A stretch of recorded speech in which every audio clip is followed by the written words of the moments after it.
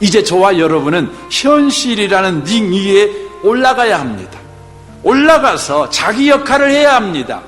믿는 자의 역할을 해야 됩니다. 악역을 하시면 안 돼요. 불신자처럼 더 좋은 조건 주세요. 더 좋은 조건 주기 전에는 저는 절대 감사할 수가 없어요. 제게 감사할 만한 일을 주셔야 감사가 되지요. 어떻게 이런 환경을 줘놓고 나보고 감사하라고 할 수 있습니까? 저와 여러분이요, 현실을 살아가는 것을 멈추어 버리고 원망하고 불평하고 도망가고 숨어버리는 인생을 선택하시면 안 돼요. 우리에게 어떤 현실이 주어졌든지 현실이라는 링 위에 올라가서 우리 역할을 해야 되는 겁니다.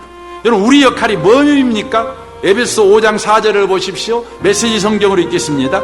몇몇 사람들이 남의 뒷말하기를 즐겨하더라도 예수를 따르는 사람들은 그보다 나은 언어 습관을 가져야 합니다. 더러운 말이나 어리석은 말은 입에 담지 마십시오.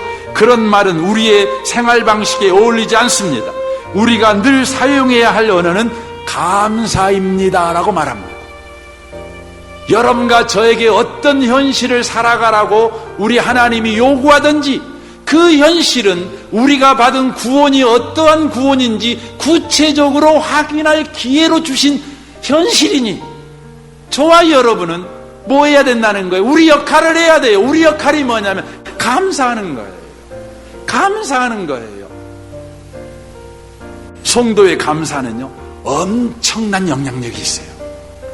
사도행전 16장을 여러분 보십시오. 감옥에 갇힌 바울 이야기가 나옵니다. 바울은 선한 일을 하다가 모함으로 감옥에 갇히게 됩니다. 얼마나 억울합니까? 얼마나 속상합니까? 얼마나 낙심됩니까? 그때 바울은 하나님께 기도합니다. 하나님, 이게 뭡니까? 이 모양이 뭡니까? 이럴 수 있습니까? 꼭 이러기입니까? 하나님 앞에 그렇게 따지며 기도했을 것입니다. 그러나 그의 기도는 얼마 가지 않아 찬양으로 바뀝니다. 찬양이 뭡니까? 하나님이 하신 일을 자랑하는 겁니다. 하나님이 하실 일을 감사하는 것이 찬양인 것입니다. 찬양하기 시작한 것입니다. 자신의 처지에서, 자신의 억울한 처지, 자신의 속상한 처지, 버림받은 것 같은 처지에서 하나님이 하신 일을 기대하며 감사하기 시작한 겁니다. 그때요, 죄수들이 들었다고 성경은 이야기합니다. 거기엔 그 찬양을 들은 죄수들이 어떤 죄수입니까? 지하 감옥에 갇힌 죄수들이니 며칠 후면 죽어야 되는 죄수들입니다. 바로 죽음을 기다리는 죄수들이라는 것이죠. 이들이 바울의 찬양을 들었습니다. 찬양을 듣고 있는데 갑자기 감옥문이 다 열려버린 것입니다. 감옥문이 열렸으니 며칠 후면 죽는 그들이 선택할 게 뭡니까? 탈옥하는 것이죠. 그러나 놀라운 일이 벌어집니다. 그들은 탈옥하지 않습니다. 여전히 바울의 찬양을 듣고 있습니다. 왜 찬양을 여전히 듣고 있었을까요? 그들은 죽음보다 더 강한 이끌림이 그들 가운데 역사하고 있었기 때문에 그렇습니다. 그들 가운데 육신의 생명을 살려야 되겠다는 육신의 욕망이 그들을 사로잡은 것이 아니라 바울이 찬양하는 저 찬양이 대체 왜 찬양하는가? 바울이 찬양하는 저 하나님은 대체 누구인가? 그 영적인 갈증, 영적인 질문이 그들에게 생기니 그들이 탈옥하지 않은 것입니다.